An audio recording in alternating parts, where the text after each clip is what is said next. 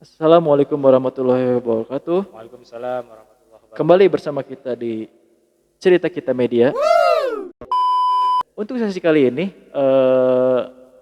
gua, Indra dan rekan gua Sobat. akan ada sesi mitos atau fakta yang berkaitan dengan kehidupan bermasyarakat lah tentang peristiwa-peristiwa yang banyak dipertanyakan lah. Gua akan coba nih pertanyaan-pertanyaan tentang hal-hal yang sering dipertanyakan di masyarakat.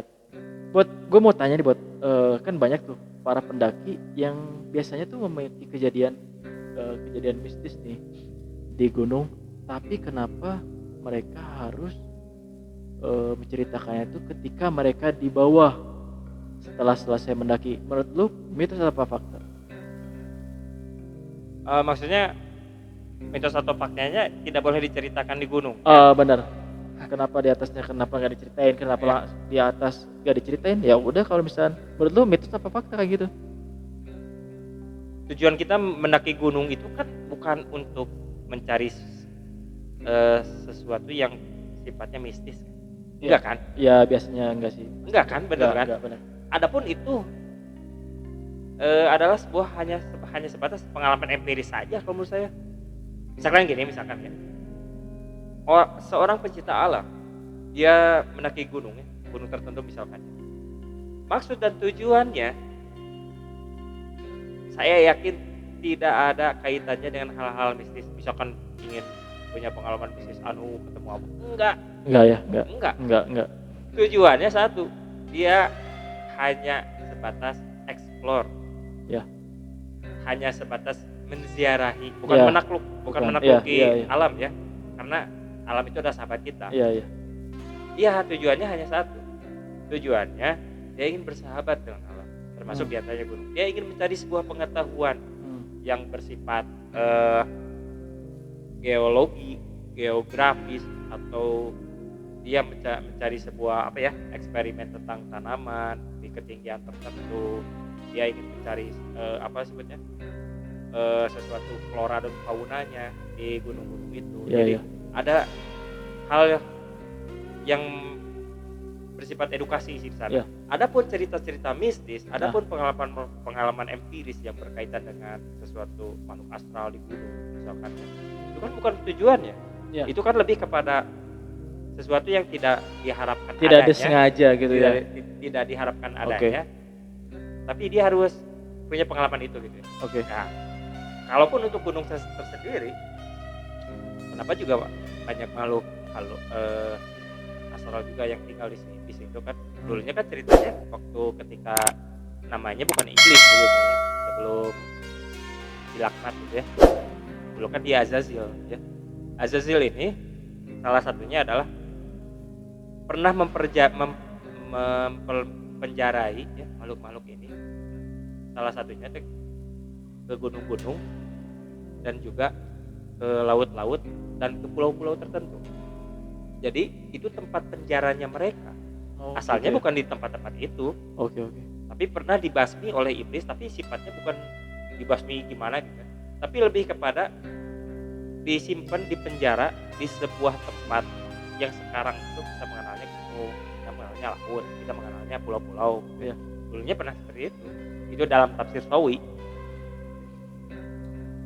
Berarti pertanyaan yang tadi berarti kenapa nggak boleh diceritakan kejadian harus di bawah gitu? Ada manfaatnya nggak? Berarti menurut lu gimana? Apakah di atas juga boleh gue ceritain gitu nggak? Cerita yang mengandung manfaat dan mengundang rahmat itu kan kita menceritakan orang soleh, kita menceritakan para nabi gitu ya. Tapi kalau menceritakan hal-hal yang bersifat empiris, mistis gitu ya, kenapa nggak di atas? Kenapa harus di bawah? Lebih berkesan di bawah sih kalau menurut saya. Kita nikmati aja petualangan kita yang di atas gitu. Jadi setelah beres petualangannya baru ketika udah selesai turun baru diceritakan. Itu kan hanya sebatas cerita tambahan, Boy. Ya berarti kan menurut lu berarti itu faktanya berarti alasannya sebenarnya Lebih masih ke sebenarnya bukan lebih kepada mitos atau fakta sih iya sebenarnya. sih. Itu lebih kepada kalaupun tidak usah diceritakan, orang itu bisa mengalami manfaat apa dari ceritanya. Iya. Atau misalkan ya, orang eh, bisa merangsang stimulus apa kepada organnya kalau dia diceritakan pada otaknya, kalau dia diceritakan itu seperti itu, yang asalnya dari mulai menakti tangguh mentalnya, terus diceritakan karena itu karena ada anu di tempat Gunung, itu ya. misalkan ya, ya misalnya itu kan mental, lebih Iya. kepada mentalnya gimana gitu. Iya. Ya lebih baik diceritakan itu kalau menurut saya di bawah. Setelah berarti fakta ya, berarti mendingan di bawah aja ya. Di bawah aja. Alasannya karena kalau di atas Pengujian itu mental. bikin mental kita down ya. Iya, justru itu. Oh iya, Bagusnya benar. emang Oke. di bawah. Oke, Bot. Itu pertanyaan yang pertama ya. Nih, nah ada lagi nih pertanyaan tentang masih masalah pergunungan ya. Perempuan kan biasanya kan menstruasi ya. Nih, ke gunung, banyak kejadian ya, buat di gunung itu kalau si wanita ini sedang menstruasi banyak gangguan gitu kan. Itu menurut lu kayak gimana? Mitos atau fakta itu gitu? Kalaupun apa ya, ketika dia mendaki perempuan menstruasi itu secara syariat kan haram untuk sholat. Iya, Gitu aja. benar. Betul nggak? Iya benar. Ya. Berarti bakal sering dideketin sama makhluk-makhluk kayak gitu ya? Memang sih kalau yang saya baca itu salah satu jin yang selalu mendekati di saat wanita menstruasi, salah satunya ada, kalau tidak jin Maimun, itu jin Abjad. Di dalam kitab Sumusul Anur memang dijelaskan ya. Memang kalau perempuan itu seharusnya dan sebaiknya juga dia memang harus mempersiapkan kondisi fisik terlebih dahulu ya. Kondisi fisiknya, karena fisik perempuan itu kan rentan juga kan, Boy. Oh gitu ya, Bu? Iya tuh. Harusnya dia punya prepare persiapan sebelum mendaki itu, terutama mental, fisik, kekuatan harus diukur. Ya. Jangan nanti dia menjadi beban kepada yang lainnya juga. Iya betul. Oh berarti menurut lu boleh apa enggak tuh kalau cewek lagi mens naik turun, berarti nggak boleh ya? Harusnya masih nggak boleh ya? Bukan masalah boleh atau nggak boleh sih, tapi lebih kepada kesiapannya. Oke. Kalau tentang penjelasan menstruasi mah jangan kan naik gunung ya, di bawah gunung juga kan apa yang harus dilakukan, apa yang nggak harus dilakukan secara fikihnya. Iya. Nih kalau menurut lu pasar goib nih di pegunungan kayak gimana sih, Bot? Gue yang jarang belanja ke sana. Iya sih, gue juga nggak pernah belanja juga. Itu kan hanya sebatas cerita dari teman-teman kita aja. Iya, pendaki gunung. Ya kalau mudah-mudahan kita bisa mendatangkan narasumber yang untuk pendakian gunung ya, buat ya.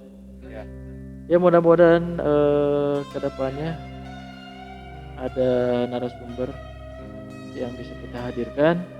Harus dong. Untuk membahas tentang peristiwa-peristiwa di gunung ini. Ini sangat menarik sih, karena kan kebanyakan juga banyak kejadian gitu di gunung ya. Tapi Boy, bentar ya. Sorry ya gue potong pembicaraan lo. Sebenarnya sih gunung itu kalau menurut orang tua kita zaman dahulu justru ada tempat suci, Boy. Gustu gunung itu wilayah tempat suci. Kebanyakan tempat peribadatan orang-orang zaman dahulu justru di gunung. Ya. Justru di gunung itu, kalau orang-orang India itu kan dan orang-orang Nusantara itu menganggap itu kita tempat suci sebenarnya. Iya. Salah satunya ya mungkin lah Gunung Padang mungkin ya, Iya. yang di mana itu, di Cianjur ya? Iya, iya, di Cianjur. Berarti pegunungan ini masih masih misteri ya, Bot ya. Masih banyak yang harus kita bahas juga. Mungkin di lain waktu juga selain narasumber, kita juga pengen sedikitnya nanti ada pembahasan tentang pegunungan ini. Dan untuk ya sesi ini hanya kita sekian aja dulu Bot ya. Ya. Biar kalian penasaran nih kita akan membahas apa tentang pegunungan ini, dan tentu saja cerita-cerita dari narasumber-narasumber yang mempunyai kejadian-kejadian mistis di pegunungan. Gitu Bot ya, Bot.